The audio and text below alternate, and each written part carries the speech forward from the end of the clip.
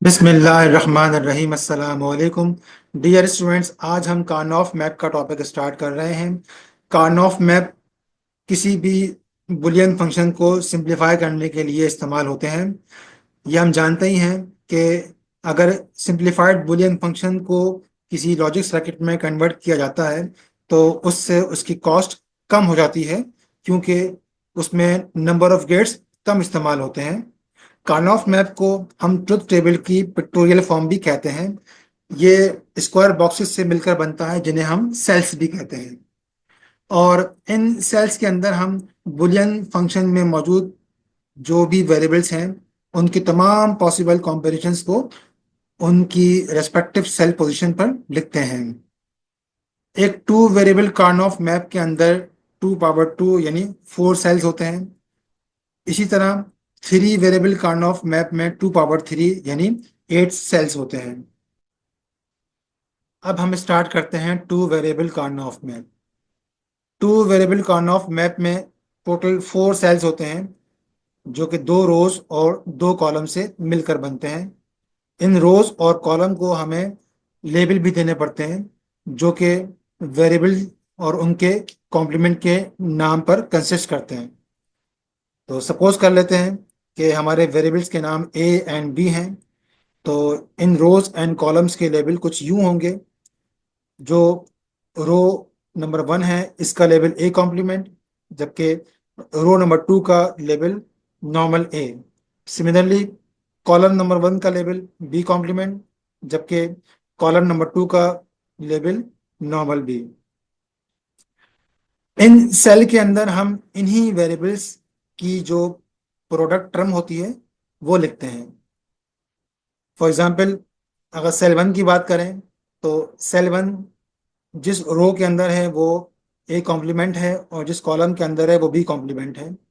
तो इस सेल के अंदर हम जो टर्म लिखेंगे वो ए कॉम्प्लीमेंट और बी कॉम्प्लीमेंट होगी। सिमिलरली सेल 2 जिस रो के अंदर है वो ए कॉम्प्लीमेंट है और जिस कॉलम के अंदर है वो बी है। तो इस सेल के अंदर हम जो टर्म लिखेंगे वो ए कॉम्प्लीमेंट और बी होगी।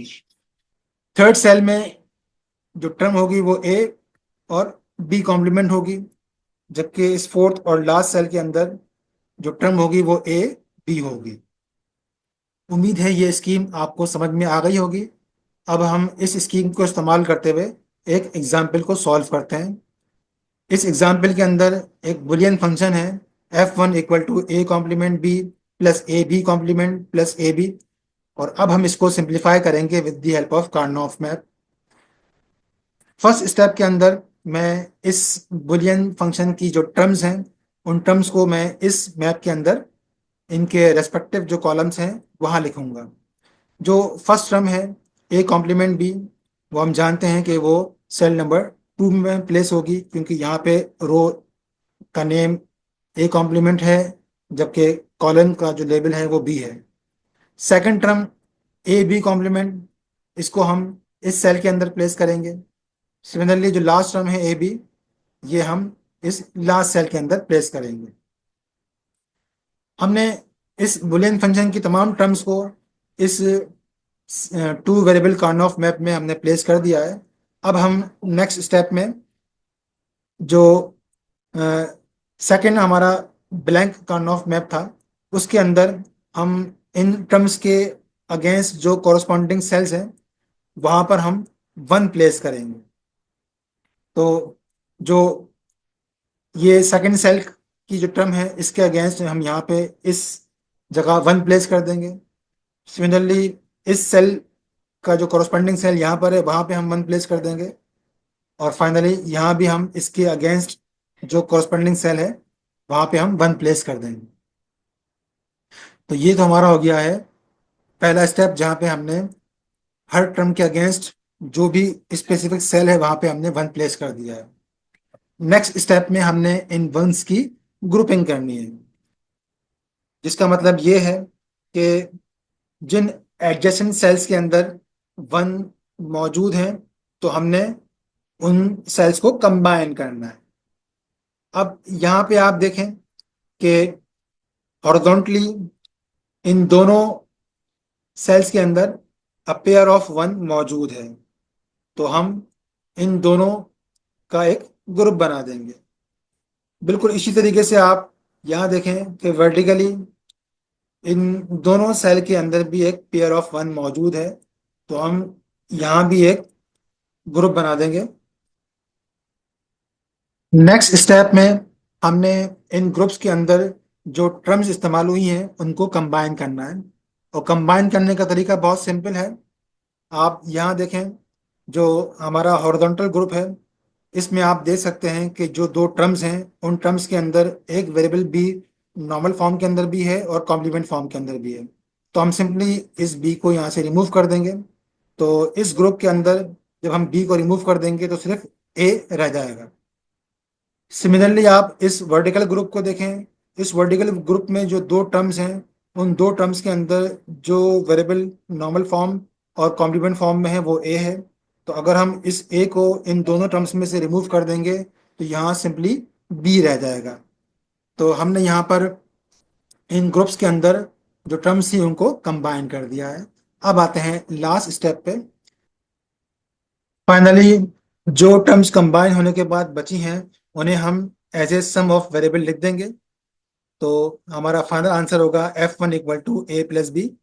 इस बात को मैं अपने स्टूडेंट्स को एक दूसरे तरीके से भी समझाता हूँ कि अगर आप देखें इस ग्रुपिंग को, जो कि हॉरिजॉन्टल ग्रुपिंग है, इसके अंदर इन दोनों टर्म्स के अंदर जहाँ वन लिखा हुआ है, यहाँ पे आप देख सकते हैं कि जो रो लेवल ए है वो कॉमन है इन दोनों के अंदर, और कॉलम्स के लेवल इन दोनों वंस के अंदर डिफरेंट है। तो एक बी कॉम्प्लीमेंट है और एक बी है, तो हम इन दोनों को एलिमिनेट कर देंगे, और इस ग्रुप से आफ्टर कंबाइनिंग हमें जो टर्म मिलेगी वो सिर्फ ए ही होगी। तो इसी ए को हमने यहाँ लिखा है। सिमिलरली इस वर्टिकल ग्रुप के अंदर आप देख सकते हैं कि इन दोनों वंस के अंदर जो कॉमन चीज है वो ये बी, जो कि कॉलम लेवल है, जबकि रो लेवल्स हैं वो इन दोनों वंस के अंदर डिफरेंट है। इस वन के अंदर ए कॉम्प्लीमेंट जबकि इस वन के अंदर ए है। तो इस वजह से इस ग्रुप में after eliminating these two as, यहाँ पे जो कंबाइन होके जो टर्म मिलेगी उसमें सिर्फ बी ही होगा, इसीलिए हमने यहाँ पे बी लिखा है। और फाइनल आंसर में हमने इनको as a sum of variables show किया है। उम्मीद है कि ये एग्जाम्पल आपको समझ में आ गई होगी। यहाँ पर दो रूल्स जो स्पेसिफिकली बताना ज़रूरी हैं वो भी आप नोट कर लें। पहला रूल, ग्रुप्स में ओवरलैप। यहाँ आप देख सकते हैं इस एग्जाम्पल के अंदर इस हॉरिजॉन्टल ग्रुप और वर्टिकल ग्रुप ने ओवरलैप किया था, और ये वन इन दोनों ग्रुप्स में शामिल था। सेकंड ये कि ग्रुप्स या तो हॉरिजॉन्टल होंगे या वर्टिकल होंगे।